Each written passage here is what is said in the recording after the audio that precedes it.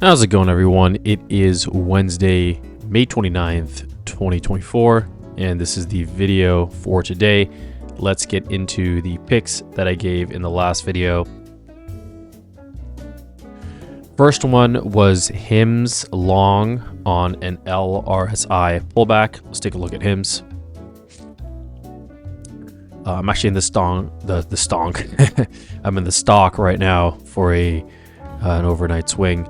So we had this gap up, tested the bid a couple of times. We broke through early in the day within the first hour. Huge run up in the stock.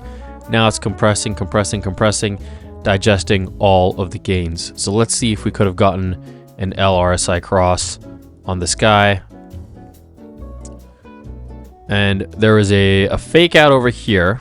So you wouldn't want to bite on the 115 candle because we actually hadn't gotten any sort of confirmation, and we still needed some market confirmation as well at 115 here. So 115 is probably a little bit ahead of the curve price action wise. You want it to at least break out of this compression that was forming. So market pulls back, stock pulls back. And this is a much better sign of confirmation. If I put up VWAP over here, you can see that the stock came back to VWAP, tested it, bounced off support. Now we got some flat bottom HA candles. We're above the 8 EMA. We're above VWAP. This is a nice entry point to go long. The thing is, it is pretty late in the day, so you have maybe an opportunity to get, 25 cents on a trade like this, which isn't too bad. I think that's not a bad target end of the day. While after this market makes a pretty big move, you can get somewhere at 25 cents, somewhere in there like that. I didn't take Hims, so depends on how comfortable you are taking those late day trades. But because I didn't take it as a day trade, I'm not going to count it. But this is where I would enter after this move down. Given that also that it's an LPTE, you want to see the nature of this bounce. We're going to get a bounce. We know that Hims has a lot of protection in case you are wrong. Pretty nice risk reward here. You'd be stopped out. 1845 would be your mental stop. And then you have a nice 1-to-1 risk reward in your favor. Okay, so I'm going to put Hims as a no trade.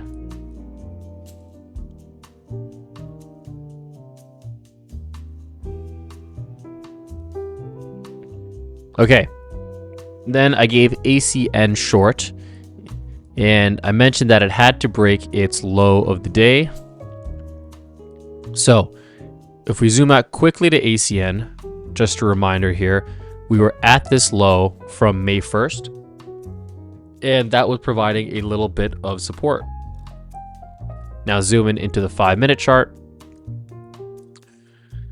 Test this low, and we're chopping around here. Buyers and sellers are fighting.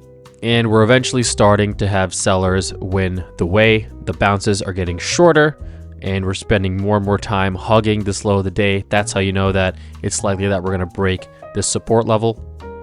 So we get this first breakout at 11:35, which looks good, but then finishes as a tail. So I don't like to enter these breakouts, because sometimes they snap back into the range and you never get the follow through. I want to see it close on its low. So I didn't take it on here. We got some tails, and finally we got a close right here on this new low of the day, 11:55. This is when I took the trade. So stock produced pretty quickly. I took some partial gains after this red candle when I saw this bullish hammer, because I like to take some quick profits here. It's an LPT day, so I don't want to overstay my welcome. Now we got this big green bar that ended up being a solo, and I took a small win at the remaining position here at 1240. But you can see how the trade ended up actually testing the low of the day. Another green solo, testing the low of the day and broke through. So not the most powerful move. And the other clue here was when the market started to sell off very late in the day. Oh, is my thing gonna freeze? You can see here, well, when the market started to sell off late in the day from around maybe 1:30 to 2, this stock was flat, did not budge at all. So here is the clue to take your gains because it is not dropping down with the market. That tells us that support is likely in for the stock for the day, and it's probably made its run. So if you could hold these green solos, take profits somewhere over here, got this green solo continued, you would have gotten some pretty nice profits on the trade.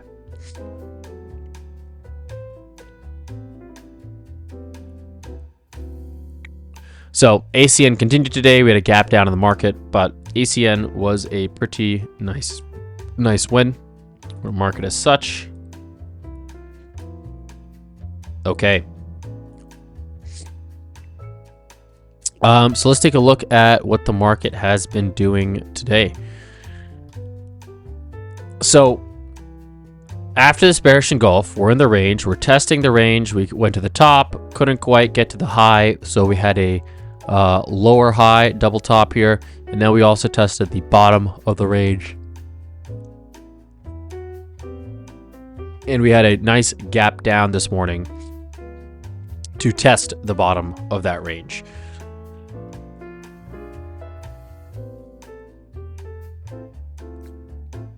So on this gap down, if you had some overnight shorts, you would have taken some profits, and you would have waited to see what the bounce would have looked like, if it was strong or not, or if we actually managed to break through that support level. So that's the D1 context. Actually, before I flip to the M file, let me just say this. So still long term, we're one bullish fundamentally, technically. Again, nothing has really changed over here, but we're going to start to evaluate the situations where our bias can change from a 1 to a 0 or a 1 to a 2.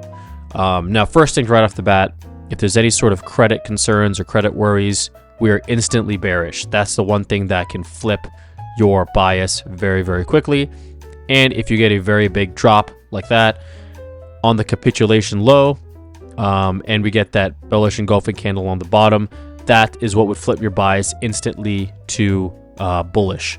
So if I put up maybe a weekly chart of SPY here, right here would be the example where we get the strong move down, bullish engulfing candle, capitulation low, and then we can ride this move up higher. So this type of price action, this sort of major economic or macro news event would get us very bearish very, very quickly. But we're not seeing that over here. We have some nice, strong type price action. We're getting a pullback, and then we got our next leg higher, even though it is a marginal new high. So you're still bullish in the longer term time frame. In the shorter term time frame, we're more neutral. We can't be bearish because we can't assume that this is going to break, right? This could break, but this could also hold, and we don't know that yet. Once it breaks, then we know that we can favor the short side. Excuse me, short side for day trades, even for some shorter term swings. So we're watching for that scenario to unfold on the bearish case. On the bullish case, we'd have to break out of this range to the top and get past the all-time high. And it may be unlikely that might happen. I think it's a little bit more likely that we break through the downside, but we have to confirm. We can't anticipate the move. We're just prepared for the scenarios in our head. So we're neutral, which means that we're keeping this. Any swings are very light, and we're staying very, very balanced, and they're staying very, very short duration. Overnight, 1 day, 2 days, something like that. All right. With that out of the way, let's get into the M5 analysis for SPY, starting with what happened yesterday. So we had a gap up, filled in the gap, chopped around a bit, LPTE, late day sell-off as we broke this compression, and then we rallied back into the range later in the day. If I zoom to the M15 chart, I think this is a little bit more helpful. You can see what's happening here. Make a big move up, and we stall before we get to the top of the range. Why are we stalling here? We're stalling because any buying is being offsetted by selling. There are sellers over here, short sellers, maybe profit takers who were here and wanted to get it over here. Market could not advance, and then we had one side tip the scales, We get the flush down. Buyers come over here at the prior day low, at the prior day gap up. Pull that gap and try to suck it back into the range. Boom, sell off overnight. And we're testing the low of those ranges again. Always good to check the overseas markets over here. There's no major economic releases that happened overnight. There's a little bit of news, but you see not a lot of volume. So some weakness related to that, but mostly it was because overseas markets were pretty weak. You can see here we closed the session pretty close to the high of the day yesterday, and then we had a gap down on the AM session. So that lets us know that there's some weakness overseas, and that's kind of what's driving the move down versus, excuse me, major economic release. So we get this gap down, and this is where you want to take profits because a gap down usually provides a pretty nice buying opportunity, especially when we are in a range like we are. So we get this bounce into the gap, and I'm not even sure if we fill in halfway of this gap. I mean, let's see, we closed at around 5:30. We opened at 5:25.70. Let's call it 5. Yeah, let's call it 5:25.50. So somewhere here, 5:28. This would be more of the halfway point of the range, and we're certainly not there. So we're testing this prior day low, and looks like we're unable to quite get above it. And we've hit some rejection off here. Now, we've had this bearish cycle produce, and it's been producing for a while. So I really want to see what this bullish cycle brings over here, and if we can actually get a new high of the day. This area right here tells me that we have seen some selling pressure, so I don't think we're going to get very far today. The very best case scenario is that we fill in the gap, but given that we're getting the selling pressure early, I think it's unlikely. I do like the volume on these candles here, especially this bullish hammer on 1020. This was a nice red candle. Buyers gobble it all the way back up to make a new high of the day. So this action is very nice. We have a little bit of low volume here, pullback. We're finding some support on the 8 EMA and then move up higher. So if we make a new high, I think we could see a stair step pattern sort of action today where we get one leg high, or sorry, like maybe 2 steps up, 1 step back sort of deal. If this bearish cycle or bullish cycle is really unable to advance here and we get a double top, then I'd be a little bit more worried. I think we'd probably be in an LPTE market condition, and there's a chance for us to retest the low of the day because the high of the day is most likely in. So I think this next bullish cycle is going to give us a lot of clues as to how we trade the rest of the day. In terms of swing trading, I am not going to be taking any new swings today. Maybe a swing on the short side, if anything. But I'd want to see kind of what unfolds today.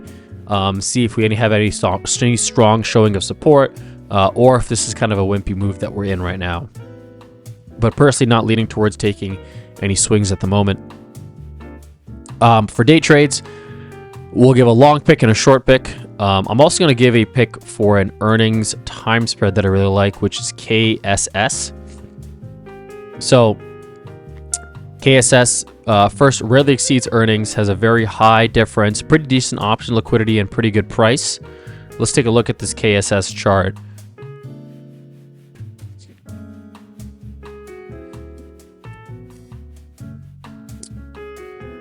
Yep, so I think it's probably before the open, I'd want to say. So yeah, KSS, very nice setup. That's going to be one pick for today.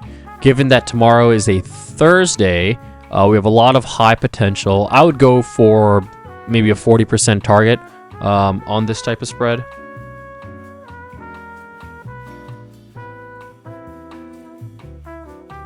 I think that could be a very nice setup. Let's look at some nice picks for today. Let's go to my tags. So a couple of ones that I liked. Let's take a look at some of these charts here.